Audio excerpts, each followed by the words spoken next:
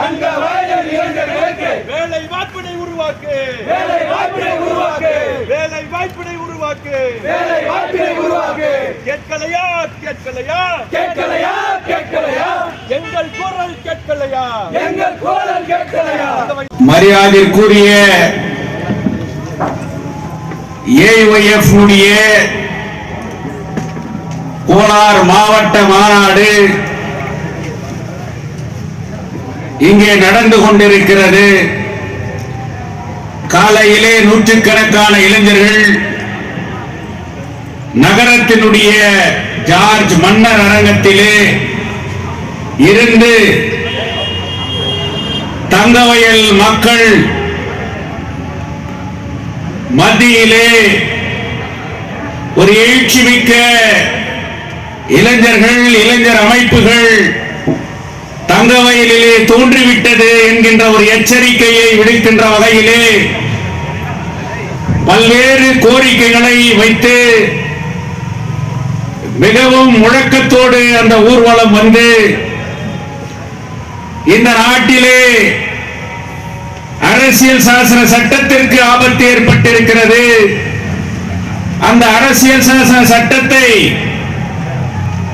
காப்போம் என்கின்ற அந்த கோஷத்தோடு ஏஒய்எஃப் பாபா சாஹேப் அம்பேத்கர் அவர்களுக்கு மாலை அணிவித்து ஏஒய்எஃப் மாநாட்டு கொடியை மாநில தலைவர் தோழர் ஹரீஷ் பாலா அவர்களும் தமிழகத்திலிருந்து வந்திருக்கின்ற தோழர் நிறுவன் அவர்களும் முன்னிலை வகித்து ஏற்றி வைத்து இந்த மாநாடு சிறப்பாக நடந்து வருகின்றது. கோலார் தங்கவயலில் சுமார் 30 ஆண்டுகள் இடைவேளைக்கு பிறகு இப்படிப்பட்ட இளைஞர்கள் ஒன்று திரண்டு நடத்துகின்ற முதல் கோலார் மாவட்ட மாநாடு. இந்த மாநாடு ஏதோ இளைஞர்கள் கூடினார்கள், கோஷமிட்டார்கள், எங்கே பந்தல் அமைத்து பேசிக் கொண்டிருக்கிறார்கள், இன்னும் சில நேரத்திலே அவர்கள் கலைந்து விடுவார்கள் என்பதல்ல இந்த மாநாடு. தங்கவயலில் இருக்கின்ற பல்வேறு கருப்பு ஆடுகளை தங்கவயலை சூறையாடி தங்கவயலை ஒரு வியாபார தலமாக ஆக்கி முதலீடுகளை போட்டு ஆட்சிக்கு வந்து இன்றைக்கு கோலார் தங்கவயலை கொள்ளையடித்துக் கொண்டிருக்கின்ற ஒரு கூட்டத்தை விரட்டி அடிக்கின்ற ஒரு இளைஞர் எழுச்சிமிக ஒரு அமைப்பு இங்கே தோன்றி இருக்கிறது என்கின்ற எச்சரிக்கையோடு இந்த மாநாட்டிலே நான் ஒரு சில கருத்துக்களை பகிர்ந்து கொள்ள நினைக்கின்றேன்.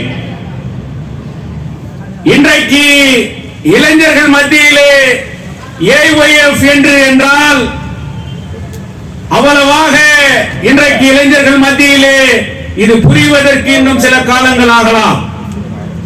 ஆனால் தங்கவயலில் இருக்கக்கூடிய இளைஞர்களை நாம் தவறாக சொல்ல முடியாது. அவர்கள் ஏதோ பழக்கத்திற்கு அடிமையாகிவிட்டார்கள், அவர்கள் திசை மாறி போய்விட்டார்கள், அவர்களை ஒன்று சேர்க்க முடியாது என்று எல்லோரும் நினைத்துக் கொண்டிருக்கிறார்களே, அவர்கள் அனைவரையும் ஒன்று திரட்டி தங்கவயலிலே மிகப்பெரிய எழுச்சி மிக ஒரு மாற்றத்தை ஏற்படுத்துகின்ற ஒரு அமைப்பு அது ஏஒய்எஃப் என்கின்ற அதை இந்த நேரத்திலே நான் குறிப்பிட கடமைப்பட்டிருக்கின்றேன். இந்த மாநாட்டை கோலார் தங்கவயலுடைய ஏஒய்எஃப் தலைவராக இருக்கக்கூடிய தோழர் ராஜன் அவர்கள் இங்கே முன்னிலையிலே இங்கே நடந்து கொண்டிருக்கிறது. இந்த மாநாட்டு ஏற்பாடுகளை எங்களுடைய தோழர்கள், இந்திய கம்யூனிஸ்ட் கட்சியினுடைய தோழர்கள் அனைவரும் இங்கே ஒன்றிணைத்து இந்த மாநாட்டை நடத்தி வருகிறார்கள். இந்த மாநாட்டிலே வாழ்த்துகின்ற வகையிலே இந்த மாநாடு வெற்றி பெற வேண்டும் என்கின்ற அந்த நோக்கத்திலே இது அடுத்த கட்டம் என்ன? ஏஒய்எஃப் கோலார் தங்கவயலில் மட்டுமல்ல, கோலார் மாவட்டத்திலே ஒரு மாற்றாக எப்படி செயல்பட போகிறது? எந்தெந்த பிரச்சனைகளை விவாதித்து எனக்கு பிறகு இங்கு அனைத்து பிரதிநிதிகள் இருக்கிறார்கள், அவர்கள் விவாதித்து கோலார் மாவட்டத்தினுடைய தலைவரையும் செயலாளரையும் அதனுடைய ஆபீஸ் பேரன்ஸை எலெக்ட் பண்ணக்கூடிய கடைசியாக நடைபெறுகின்ற மாநாடு. இந்த மாநாட்டிலே எனக்கு முன்பாக பேசிய தலைவர்கள் இந்த நாட்டில் இருக்கக்கூடிய பல்வேறு பிரச்சனைகளையோ ஏஒய்எஃப் ஏன் எதற்கு இந்த நாட்டிலே ஒன்றுபட்ட இளைஞர் அமைப்பு மாற்று சக்தி ஏன் என்கின்ற விவாதங்களையோ இன்றைக்கு தமிழகத்திலே நாங்கள் எப்படி அதை முன்னெடுத்து செல்லுகின்றோம், ஸ்டாலின் அரசோடு கூட்டணியிலே இருந்தாலும் கூட ஸ்டாலின் அரசை எதிர்த்து இன்றைக்கு எப்படி இன்றைக்கு கூட்டணியில் இருக்கக்கூடிய ஏஒய்எஃப் எப்படி இன்றைக்கு செயல்பட்டுக் கொண்டிருக்கிறது என்று இங்கே நிரூபவர்கள் தெல்ல தெளிவாக எடுத்து சொல்லியிருக்கிறார். எங்களுடைய மாநில தலைவர் தோழர் ஹரீஷ் பால் அவர்கள் எப்படிப்பட்ட ஆட்சி இந்த நாட்டை ஆண்டு கொண்டிருக்கிறது, இந்த ஆட்சி இளைஞர்களை எப்படி சீரழித்துக் கொண்டிருக்கிறது, இளைஞர்களுடைய கனவாக இருக்கக்கூடிய அந்த வேலை வாய்ப்பு திட்டத்தை முறியடித்து இன்றைக்கு எப்படி இந்த நாட்டை கூறுபட்டுக் கொண்டிருக்கிறது, இந்த நாட்டை ஆண்டு கொண்டிருப்பவர்கள் எதை நோக்கி சென்று கொண்டிருக்கிறார்கள் என்பதையெல்லாம் தெல்ல தெளிவாக இங்கே எடுத்துரைக்கிறார்.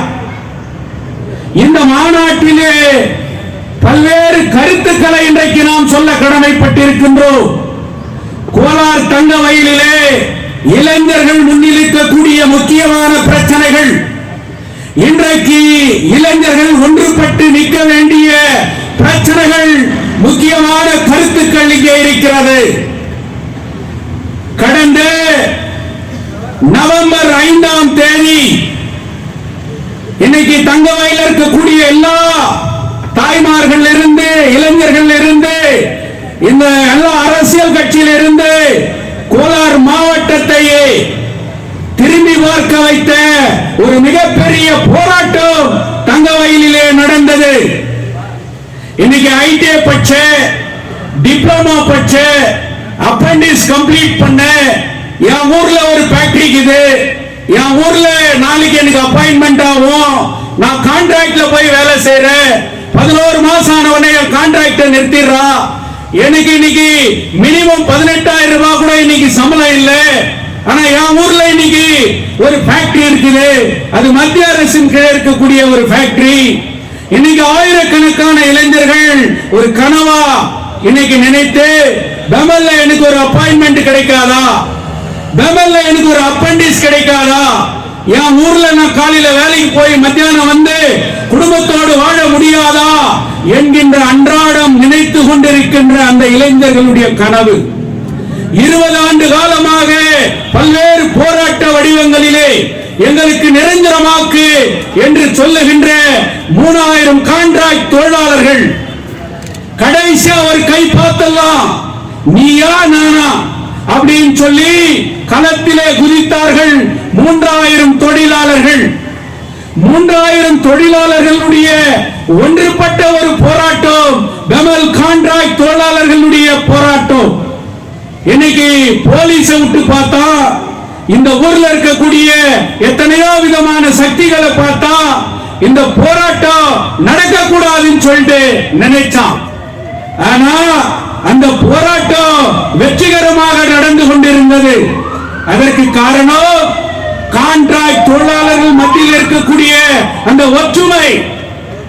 நாங்கள் எங்களுடைய கோரிக்கையை நாங்கள் பெற்றே தீர்வோம் என்கின்ற அந்த உறுதி, அந்த போராட்டம் நடந்தது. அந்த போராட்டம் தங்கவயலில் இருக்கக்கூடிய இளைஞர்களை திசை திருப்பி சிந்திக்க வைத்தது. நமது ஊரிலும் கூட இப்படிப்பட்ட ஒரு போராட்டம் நடக்குமா? போலீஸ்ல கண்ணுல விரல விட்டு ஆட்டுற அளவுக்கு இன்னைக்கு இந்த ஊர்ல இப்படி ஒற்றுமையோட இருக்கிறாங்களே அப்படின்னு சொல்லிட்டு போலீஸ் இன்டெலிஜென்சி பயந்தான். கமல் மேனேஜ்மெண்ட் பயந்தா இந்த ஊரினுடைய எம்எல்ஏ அடுத்து நாம இருக்க முடியாது. இப்படிப்பட்ட ஒன்றுபட்ட போராட்டம் இந்த ஊர்ல வெற்றி பெற்றால் வெளியூர்ல இருக்கிற இந்த ஊர்ல எம்எல்ஏ ஆக முடியாது அப்படின்ற ஒரு பயத்தை உருவாக்குச்சு. இந்த எம்பி இந்த ஊர்ல எப்படிப்பட்ட ஒரு போராட்டம் நடந்தா அடுத்து நாம் அரசியல் பண்ண முடியாது அப்படின்னு சொல்லிட்டு எம்பி நினைச்சான். அதனால இந்த போராட்டத்தை உடைக்கணும்னு சொல்லி, இந்த போராட்டத்தை திசை திருப்பணும்னு சொல்லி பல்வேறு சக்திகள் ஒன்று திரண்டு அந்த போராட்டத்தை அடக்க நினைத்தார்கள். நிர்வாகம் நினைத்தது போராட்டத்தை ஒடுக்க வேண்டும், போராட்டத்தை உடைக்க வேண்டும். யார் அந்த கருப்பு ஆடுகளை தேடுவது, அந்த போராட்டத்தை திசை திருப்புவது எப்படி என்று நினைத்தார்கள் மேனேஜ்மெண்ட். அந்த போராட்டம் எப்படியாவது முடியணும், அதுக்கு என்ன பண்ணோம்? யூனியன் ஒழியணும், அதுக்கு என்ன பண்ணோம்? இவனுங்க ஒற்றுமையா இருக்கக்கூடாது, அதுக்கு என்ன பண்ணோம் அப்படின்னு சொல்லிட்டு மிகப்பெரிய அனைத்து அரசியல் கட்சியும் ஆதரவோடு, தங்கவயல் மக்களுடைய ஆதரவோடு நடந்த அந்த போராட்டத்தை மேனேஜ்மெண்ட்டுக்கு கைகூலி வேலையை செய்தது எந்த சங்கம், எந்த சங்கம் இந்த போராட்டத்தை நாங்கள் நடத்துகின்றோம், உங்களுக்கு பெற்றுக் கொடுக்கின்றோம் என்று சொன்னார்களோ அதே சிஐடி சங்கம், அதே அதனுடைய தலைவர் மீனாட்சி சுந்தரம், ஏஆர் பாவே மேனேஜ்மெண்டினுடைய கைக்கூலிகளாக மாறினார்கள். போராட்டத்தை அவர்களே திசை திருப்பினார்கள். அந்த போராட்டம் திசை மாறியது. அவர்களே மேனேஜ்மெண்டினுடைய கைக்கூலிகளாக மாறினார்கள். அந்த போராட்டம் முடிவுக்கு வந்தது. அதை தொடர்ந்து இந்த யூனியன் உடைக்கப்பட வேண்டும், இந்த யூனியன் ஒற்றுமையோடு இருக்கக்கூடாது என்று சொல்லி இன்றைக்கு யூனியன் உடைபட்டு 2 துண்டுகளாக இன்றைக்கு இருக்கிறது. இதுவும் மேனேஜ்மெண்ட் நினைத்த அந்த போராட்டத்தினுடைய திசைகள். இதையே நான் இங்க சொல்றேன் அப்படின்னு சொன்னா ஏஐஒய்எஃப் முன்னாள் தலைவர் இளம் சிங்கம் பாராளுமன்றத்திலே இன்றைக்கு இளைஞர்களுடைய பிரச்சனையை எழுப்புகின்ற எங்களுடைய எம்பி சந்தோஷ் அவர்கள் யாரும் லெட்டர் கொடுக்காத போது அவர் பாராளுமன்றத்தில் ராஜ்நாத் சிங்க்கு லெட்டர் கொடுத்து இந்த போராட்டத்தை ஆதரித்தது எங்களுடைய சிபிஐ எம்பி சந்தோஷ் அவர்கள். அப்படிப்பட்ட ஒரு போராட்டம், அப்படிப்பட்ட ஒன்றுபட்ட அந்த போராட்டத்தை திசை திருப்பியது யார்? இன்றைக்கு தொழிலாளர்கள் அங்கே பிளவுபட்டிருக்கிறார்கள். எம்எல்ஏவுக்கு கைக்கூலியாக மாறியது யார்? இந்த எம்எல்ஏவை துதிப்பாடியது யார்? இதை எப்படிப்பட்ட திசை மாற்றத்தை உருவாக்கியது?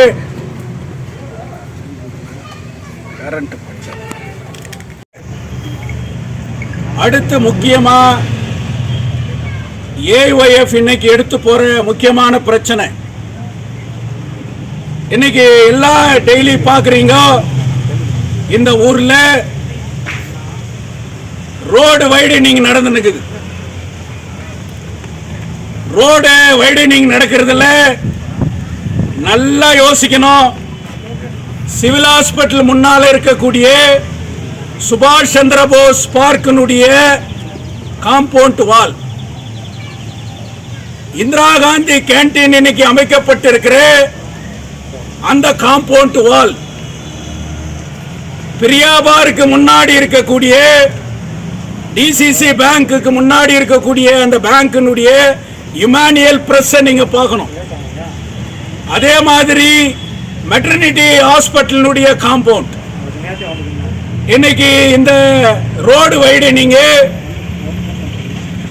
எம்எல்ஏ நான் கிளீன், கரைப்படையாத கரம், அபிவிருத்தி டெவலப்மெண்ட் மட்டும்தான் இன்னைக்கு என்னுடைய நோக்கம் சொல்ற.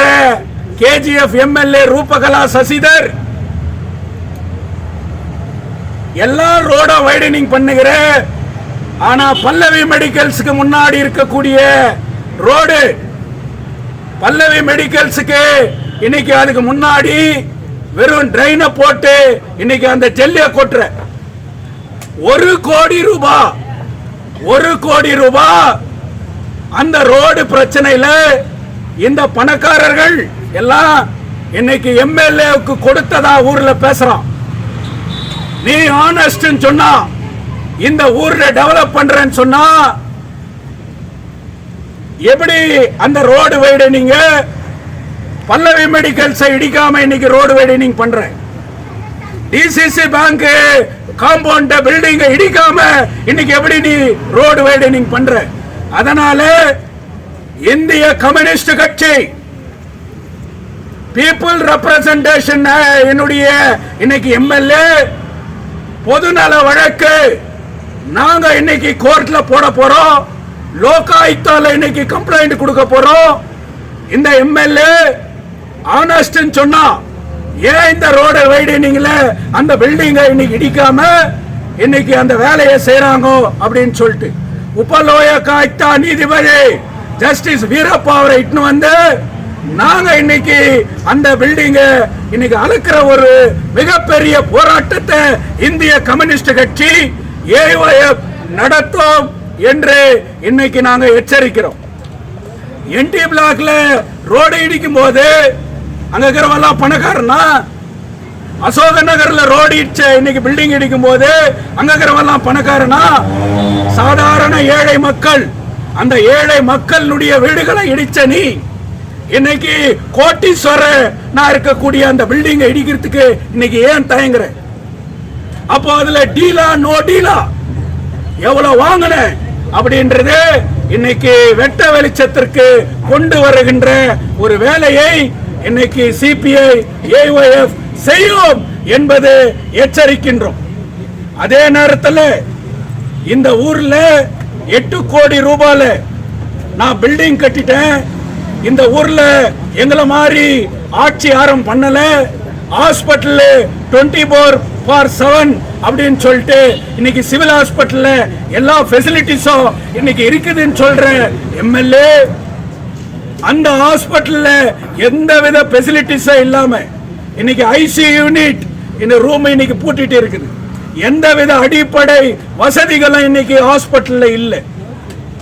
வெறும் விதான சௌதால ஸ்பீக்கர் கிட்ட பர்மிஷன் கேட்டு இன்னைக்கு வீடியோல வரணும், டிவில வரணும், நான் என் ஊருக்காக பேசுறேன்னு சொல்லிட்டு பேசுற ரூபகலா சசிதர் இன்னைக்கு எங்க அந்த ஹாஸ்பிட்டல்ல இன்னைக்கு பேசி 1 மாசம் ஆச்சு. இன்னைக்கு எந்தவித அடிப்படை வசதிகளும் அந்த ஹாஸ்பிட்டல்ல இல்லை. அந்த ஹாஸ்பிட்டலுக்கு ஆல்ரெடி பூட்டு போட்டு போராட்டத்தை நடத்திய இயக்கம் இந்த ஏஐஎஃப் இயக்கம். அதை மீண்டும் அந்த ஹாஸ்பிட்டலுக்கு பூட்டு போடுற ஒரு வேலையை இந்திய கம்யூனிஸ்ட் கட்சியும் ஏஐஎஃப் நடத்தும் அப்படின்னு சொல்லிட்டு இன்னைக்கு எச்சரிக்கிறோம். தங்க வயல்ல எந்த விதமான அதிருப்தி அபிவிருத்தியும் இல்லை. இன்னைக்கு இப்படிப்பட்ட இயக்கங்கள் இந்த ஏதோ ஒரு பிரைவேட் சைட்ல நின்று நாங்க மாநாடு நடத்துறோம். பல கோடி ரூபாயில எதிரில் கட்டின அம்பேத்கர் பவன், இந்த அம்பேத்கர் பவனை எலெக்ஷன் நேரத்தில் நான் இடிக்க விடுறதில்ல, நான் தடுக்கிறேன். பல பேருக்கு யூஸ் ஆகிற அளவுக்கு, பல லட்சம் மக்களுக்கு யூஸ் ஆகிற அளவுக்கு இந்த அம்பேத்கர் பவனை நான் காப்பாத்துறேன்னு சொல்லி நாடகம் பண்ண இந்த எம்எல்ஏ ஹைகோர்ட்ல போயிட்டு நான் இடிக்காத தடுக்கிறேன்னு சொல்லிட்டு ஸ்டே வாங்கினேன். இன்னைக்கு ஸ்டே வாங்கி 3 வருஷம் ஆக போகுது. என்ன டெவலப்மெண்ட், அடுத்த கட்டம் என்ன? இன்னைக்கு அம்பேத்கர் பவன் இருந்தா எத்தனையோ பேர் இலவசமா அங்க கல்யாணம் பண்ண முடியும், எங்களை போன்றவங்க அங்க மீட்டிங் நடத்த முடியும், பல மாநாடு நடத்த முடியும், பல ஏழைகளுக்கு அந்த பில்டிங் இன்னைக்கு யூஸ் ஆகும். இன்னைக்கு இதன் மேல இந்த ஊர்ல நகரசபை கமிஷனர் இன்னைக்கு பவன்குமார் சொல்லணும், எம்எல்ஏ சொல்லணும், இது அரசாங்க பணத்துல இன்னைக்கு கட்டி வீணா போயிருக்கக்கூடிய இன்னைக்கு இருக்கக்கூடிய பில்டிங். இன்னைக்கு கேன்சர்னாலையும் இன்னைக்கு பல பேர் டயாலிசிஸ்னாலையும் இன்னைக்கு பல நோயினாலையும் இன்னைக்கு அன்றாடம் செத்துனுக்குறாங்க. ஆனா அப்படிப்பட்ட இன்னைக்கு ஹார்ட் ப்ராப்ளம் இன்னைக்கு அன்றாட சாவரம். டெய்லி பார்த்தா ஒரு போட்டோ, இன்னைக்கு ஹார்ட் ஹாஸ்பிட்டல கொண்டு வந்துட்ட அப்படின்னு சொல்றேன். சிஎம்சியினுடைய பிரசிடென்ட் இன்னைக்கு சகோதரி பேசுறாங்க, சேவ் கேஜிஎஃப், நாங்க தான் சேவ் கேஜிஎஃப், எங்களை விட்டா இன்னைக்கு சேவ் கேஜிஎஃப் யாரும் இல்லைன்னு சொல்லிட்டு இன்னைக்கு சிஎம்சியினுடைய பிரசிடென்ட் இன்னைக்கு பேசுறாங்க. சேவ் கேஜிஎஃப்ன்ற ஒரு அமைப்பு கேஜிஎஃப்ல தோங்கின பிறகு கெஸ்டா இருந்த எம்எல்ஏ பெர்மனன்ட் ரெசிடென்டா இன்னைக்கு கேஜிஎஃப்ல இருக்கிற சேவ் கேஜிஎஃப்ன்ற ஒரு அமைப்பு உருவான பிறகுதான் இன்னைக்கு அன்றாடம் ரோடு போடுறேன், காவா கட்டுறேன், ஹாஸ்பிட்டல் பண்றேன், இத்த பண்றேன், அத்த பண்றேன்னு சொல்லிட்டு இந்த ஊர்ல வளம் வந்து இந்த எம்எல்ஏ. அப்படிப்பட்ட ஒரு சேவ் கேஜிஎஃப் ஒரே ஒரு ஆளு இந்த ஊரை காப்பாத்துறதுக்கு இருக்கிறவங்க சொன்னா அது இந்த எம்எல்ஏ தான். அவங்க படத்தை எல்லாம் வீட்டுல மாட்டிக்கணும்னு சொல்லிட்டு நம்ம இந்திரா காந்தி சிஎம்சி பிரசிடென்ட் மார்த்தட்டி பேசுது. இன்னைக்கு அவங்கள நான் கேட்டுக்கிறேன், எங்க ஹார்ட் ஹாஸ்பிட்டல் இன்னைக்கு கிட்னிக்கு டயாலிசிஸ் இல்ல, அந்த ஹாஸ்பிட்டல் என்ன ஃபெசிலிட்டிஸ் இல்ல. பல்லவி மெடிக்கல்ஸுக்கு பல ஆண்டுகளாக மாத்திரை கான்ட்ராக்ட் கொடுத்து கோடி கணக்கில் கொள்ளையடிச்சுக்கிற அந்த ஊழல் ஏன் வெளியே வரல? அந்த மெடிக்கல் ஸ்டோர் இன்னைக்கு தொடர்றதுக்கு உனக்கு பயமாகுதுன்னு சொன்னா, டிசிசி பேங்க் பில்டிங் இன்னைக்கு தொடர்றதுக்கு உனக்கு பயமாகுதுன்னு சொன்னா, நீ மிஸ்ஸஸ் கிளீனா எவ்வளவு டீல், அந்த டீல் இன்னைக்கு வெளியே வரப்போகுது. அந்த டீல லோகாயுக்தால கேஸ போட்டு உன்னை நடுத்தருவுக்கு இழுக்க போறது இந்த இந்திய கம்யூனிஸ்ட் கட்சி ஏஐஎஃப் தான். இப்படிப்பட்ட பல்வேறு போராட்டங்கள் டபுள் கான்ட்ராக்ட் தொழிலாளர்கள் போராடும் போது அது பப்ளிக் செக்டார், அது சென்ட்ரல் கவர்மெண்ட், அது ராஜ்நாத் சிங், எனக்கு அதுக்கு சம்பந்தம் இல்லை. நான் வேணா ஒரு மாரல் சப்போர்ட் உங்களுக்கு ஏதாவது உதவி செய்ய முடியும் அப்படின்னு சொல்லிட்டு எம்எல்ஏ சொல்றியே, உனக்கு வெக்கமா இல்லையா? இந்த ஊர்ல 2 பப்ளிக் செக்டார் இருக்குது, இந்த பப்ளிக் செக்டார் ஒன்று மூடிட்டா இன்னைக்கு இந்த பப்ளிக் செக்டார் இருக்கக்கூடிய தொகுதியில தான் நான் நிக்கிறேன். நான் கெட்டுறேன், எல்லாருக்கும் அப்பாயின்மெண்ட் வாங்கி கொடுக்குறேன்னு சொல்லிட்டு ஓட்டு வாங்கின எம்எல்ஏ, நான் வெற்றி பெற்றா இங்க அப்பாயின்மெண்ட் வாங்கி கொடுக்குறேன்னு சொன்ன மல்லேஷ் பாபு இன்னைக்கு எங்க போச்சு? கோலார் தங்க வயல்ல ஜடகா ஸ்டாண்ட் ஆயிடுச்சு, எத்தனையோ கட்டடங்களை கட்டி இன்னைக்கு வரைக்கும் அந்த கடைகள் ஏலம் விடாத ஒரு நிலைமை இருக்குது. எம்ஜி மார்க்கெட் உள்ள போய் பார், எம்ஜி மார்க்கெட்ல அவ்வளவு மோசமான ரோடு இல்ல, சுகாதாரம் இல்ல, சீர்கேடு. ஆனா இன்னைக்கு எம்ஜி மார்க்கெட்ல இருக்கக்கூடிய வியாபாரிகளுக்கு நான் பாதுகாவலன்னு சொல்லி இன்னைக்கு கோடிக்கணக்கில் கொள்ளடிக்கிற ஒரு நிலைமை இன்னைக்கு இருக்குது. மைனிங் பகுதியில நான் இன்னொரு முக்கியமா இங்க பேசுவோம். இன்னைக்கு இளைஞர்கள் தெரிஞ்சுக்கணும், நம்ம இருக்கிற வீடு நமக்கு சொந்தமாக்கப்படணும். அது சொந்தமாக்கப்படணும் சொன்னா அரசு, மத்திய அரசு அதற்கான தீர்மானத்தை கொண்டு இருக்குது. கர்நாடக ஹைகோர்ட் அதை பத்தி ஜட்ஜ்மெண்ட்ல சொல்லி இருக்குது. ஆனா இந்த எம்எல்ஏ 7 வருஷம் ஆச்சு, எம்பி வெற்றி பெற்று 1 வருஷம் ஆச்சு. இந்த வீடுகளை சொந்தமாக்குறதுல நீங்கள் எடுத்த நடவடிக்கை என்ன? இன்னைக்கு 35 கவுன்சிலரை கேட்கிறேன், 16 கவுன்சிலர் மைனிங் கவுன்சிலரை கேட்கிறேன். 5 வருஷத்துக்கு முன்ன என்ன சொல்லிட்டு நீ கவுன்சிலர் ஆன? இன்னைக்கு மைனிங் வீட்டுல வாழ்ந்துக்கிறீங்களே, எப்ப அது சொந்தமாக போகுது?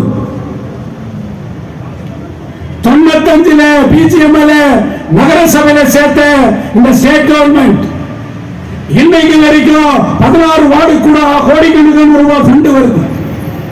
என்ன டெவலப்மெண்ட் பண்ணியிருக்கிறேன், என்ன சுகாதார பாதுகாப்பு பண்ணியிருக்கிறேன். எம்எல்ஏ 7 வருஷம் ஆச்சு. மைனிங் சைடு மாநில அரசினுடைய எந்த திட்டத்தை நீ இன்னைக்கு நிறைவேற்றி இருக்கிற? குடிக்க தண்ணி இல்லை, டேங்கர் தண்ணி இன்னைக்கு பியூரிஃபைடு வாட்டர் இல்லை. பக்கத்தில் இருக்கக்கூடிய இந்த கேஜிஎஃப்ல உலகமதி கீழே இருக்கக்கூடிய அந்த ஏரிய இன்னைக்கு செக் டேம் கட்டி அந்த தண்ணியை சுத்திகரித்து கோலார் தங்க வயலுக்கு கொடுக்கலாம். உங்க கவர்மெண்ட் சித்தராமையா இன்னைக்கு இருக்கிறார். இறங்கல் திட்டம் ஏன் இந்த கோலார் தங்க வயல்ல இணைக்கப்படலை? பேத்தமங்கலா தண்ணீர் ஏன் இந்த தாலுகாவுக்கு குடிநீராக மாற்றுகின்ற ஒரு திட்டத்தை ஏன் இன்னைக்கு கொண்டு வரல? கேஜிஎஃப்ல 8 கோடியில நான் ரோடு அபிவிருத்தி பண்றேன், சுராஜ்மல்ல இருந்து சண்டானா சர்க்கிள் இருந்து சொல்றியே, எத்தனை கோடி இன்னைக்கு டீல் ஆச்சு? இன்னைக்கு அந்த ரோடு வைடனிங் சரியான முறையில் இன்னைக்கு நடக்குதா?